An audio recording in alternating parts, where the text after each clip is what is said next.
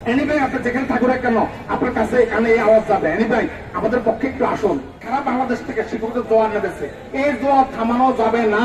4 কোটি শিক্ষার্থী আছো, তারা যদি আমার কথা শুনো, বাসা আমি আজম, আপনি ছিলেন প্রফেসর নিজাম, আমার বড় বিয়ে আমার বোনের জামাই। আমি আশা করবো এনিভাই আপনি যেখানে থাকুন কেন আপনার কাছে এখানে এই আওয়াজ যাবে। এনিভাই আমাদের পক্ষে একটু আসুন। আপনার 2 মিনিটের জন্য সহযোগীর ছাত্রী যদি এখানে আসি একটু বক্তৃতা দেন, আপনার মান সম্মান যাবে না।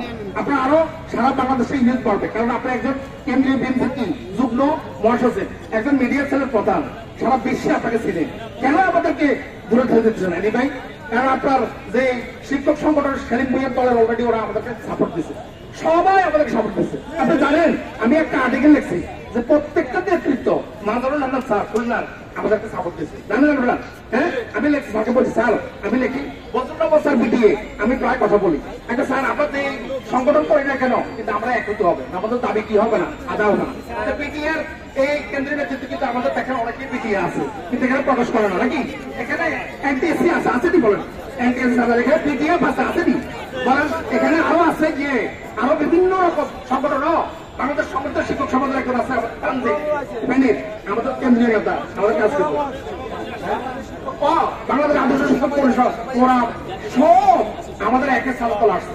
আমাদের উচিত হবে আমরা সবাই একের ছাতার তলে আসা, নাকি ভাই? না খেয়ে না দিয়ে আমরা এখানে করে দিচ্ছি।